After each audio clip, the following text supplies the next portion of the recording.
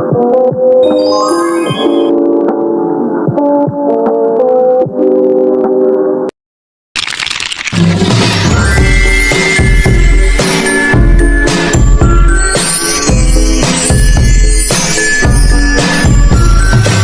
dari kelompok 2 akan mempresentasikan hasil kelompok kami yang berjudul Hinduisme Apnas Hadis Pencarian Pengetahuan Tertinggi. Hinduisme adalah tradisi yang sangat kompleks dan beragam, tanpa pendiri, titik awal sejarah yang jelas atau teks utama yang diakui secara universal, berbeda dengan banyak agama besar lainnya. Istilah Hinduisme di Barat merujuk pada agama yang dianut mayoritas penduduk di Asia Selatan. Hal ini membuat upaya untuk menjelaskan Hinduisme dalam satu teks atau pandangan menjadi hampir tidak mungkin. Banyak penganut Hindu yang menganggap praktik agama mereka lebih berdasarkan cara bertindak daripada teks tertulis. Teori penciptaan ini memberikan perspektif tentang hubungan antara kesatuan dan keragaman, menegaskan bahwa meskipun dunia terlihat berbeda, semuanya berasal dari satu realitas yang sama. Dengan menjelaskan bahwa tidak ada yang tetap sama dalam dunia materi, sementara Brahman sebagai sumber keabadian tetap tidak berubah. Teks ini memperlihatkan dua aspek Brahman yang memiliki bentuk dan tanpa bentuk. Di satu sisi, Brahman ada dalam segala bentuk, sementara di sisi lain, ia melampaui semua pengamatan indrawi. Akhirnya, Brihat Aranyaka Upanishad menawarkan dua cara untuk memahami Brahman sebagai entitas yang tidak terdefinisikan dan sebagai substansi dari segala sesuatu yang dapat dialami. Dua perspektif ini membawa pada pemahaman yang lebih luas tentang dunia dan diri, memengaruhi praktek keagamaan dan filosofis dalam tradisi Hindu. Kesimpulannya, teks ini menunjukkan bahwa kesatuan dan keragaman tidak terpisahkan, menciptakan pemahaman yang lebih dalam tentang hakikat realitas dan tujuan keberadaan. Teori hakikat manusia menyatakan bahwa semua kehidupan terkait satu sama lain. Menurut Brihat Aniryaka Upanishad, esensi manusia terhubung dengan segala sesuatu. Identitas tertinggi manusia disebut sebagai Atman. Atman adalah bagian dari jaringan realitas yang saling terhubung. Diri sebagai ego diidentifikasi dengan tubuh dan lingkungan sosial. Ego bukanlah identitas manusia yang benar, melainkan Atman. Diri esensial merupakan topeng yang menutupi kebenaran dan hakikat manusia yang sejati. Diagnosis adalah masalah utama eksistensi manusia adalah ketidakpedulian terhadap hakikat sejati realitas. Manusia dianggap bodoh jika meninggalkan dunia tanpa pengetahuan Brahman yang abadi. Kesulitan manusia terdiri atas kesalahan identitas karena tidak tahu siapa diri sebenarnya. Keterasingan dari orang lain, sumber utama kehidupan, dan diri sendiri menyebabkan pengalaman fragmentasi, isolasi, dan kesepian. Dunia sosial diramaikan oleh kejahatan, konflik, keinginan diri sendiri, dan kecemasan eksistensial. Menurut Upanishad, hidup individual yang menyendiri adalah kebebasan, sementara hidup berdasarkan keyakinan diri terpisah merupakan suatu yang terbatas karena dipengaruhi oleh faktor pembatas yang disebut Brahman dalam Brihat Anaryaka Upanishad. Upanishad umumnya berpandang optimis mengenai kemungkinan pencapaian kebebasan tertinggi. Brihat Anaryaka Upanishad memang tidak memberikan kerangka penyembuhan tunggal.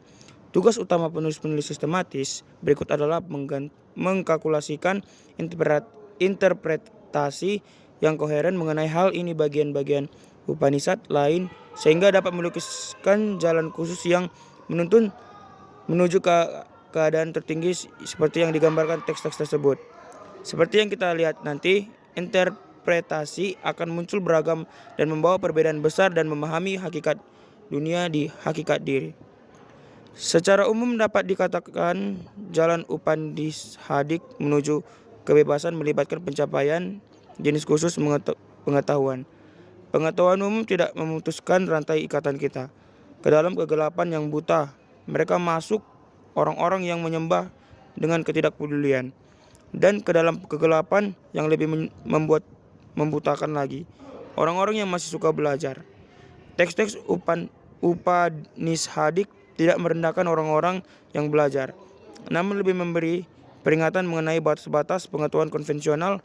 Tampaknya penghinaan ini hendak mengatakan terlalu bahaya bila orang tenggelam dalam pengetahuan umum. Informasi umum berguna untuk mengoperasikan dunia konvensional yang beragam bentuknya, namun tidak berguna bila dipakai untuk mengetahui hakikat tertinggi, realitas, dan diri. Beribat Alengkara Upanishad membuat hal ini jelas bahwa akhirnya orang harus dapat melepaskan setiap pendekatan menuju jalan umum pengetahuan. Teks memberitahukan kita bahwa orang seharusnya berhenti menjadi terpelajar dan mencoba hidup seperti seorang anak kecil. Ketika ia telah berhenti hidup seperti anak kecil atau orang terpelajar, ia akan menjadi orang yang bijak. Artinya, setelah mencapai pengertian yang benar dari kitab suci dan menjadi ahli dalam makna terpelajar, orang seharusnya meninggalkan semua hal yang telah diraih dan hasil belajarnya dan mencoba kembali menjelaskan menjadi sederhana dan spontan seperti anak kecil. Perbedaan interpretasi. Salah satu perbedaan terbesar adalah Hinduisme terletak antara mereka yang melihat realitas tertinggi sebagai sebuah impersonalitas yang absolut dan mereka yang menekankan sebuah relasi personal dengan realitas tertinggi. Advaita Vedanta karya Sankara. Sankara adalah salah satu filsuf Hindu yang paling dikenal di India dan Barat. Meskipun sistem filsafatnya yang disebut Advaita atau non-dualisme hanya berisi aktivitas-aktivitas minoritas kecil Hindu dan ternyata telah mendominasi pemahaman Barat mengenai Hinduisme. Ia telah mempresentasikan sebuah posisi filosofis penting dalam dunia Hindu dan mendasari salah satu rasionalisasi paling populer bagi tindakan penolakan agama. Relasi antara realitas tertinggi Brahmana dan dunia yang beragam yang kita alami dengan indera-indera kita, pertanyaan yang senada juga muncul. Apakah status Tuhan personal dan jiwa individual? Sankara adalah salah satu filsuf India pertama yang merumuskan sebuah pandangan yang konsisten dan tunggal berdasarkan Upanishad yang mengandung pertanyaan-pertanyaan penting ini.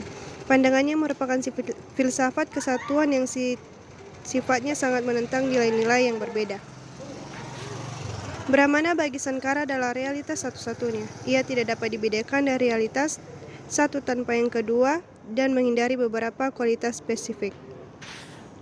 Hal ini membawa kita pada salah satu konsepnya yang paling terkenal, yaitu teori ilusi atau maya.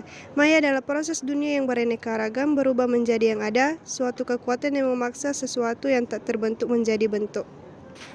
Ini berarti dunia yang kita alami dengan indera kita bukanlah Brahman sehingga bukanlah realitas tertinggi. Indera secara alami memahami objek, bukan Brahman. Argumen yang sama juga digunakan pada dua entitas penting yang berbeda lainnya, Tuhan personal dan jiwa individual. Sankara melihat Tuhan personal adalah Brahman yang memakai atribut tertentu, karena semua atribut adalah produk faktor-faktor pembatas yang berasal dari ketidaktahuan, maka Tuhan personal dapat dikatakan sebagai sebuah ilusi.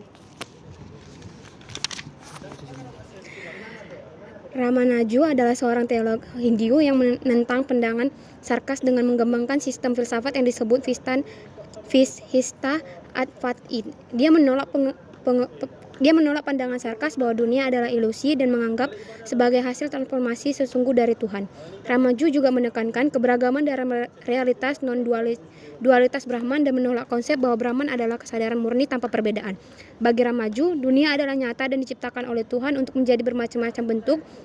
Konsep maya dipahami sebagai kekuatan kreatif Tuhan, bukan sebagai ilusi.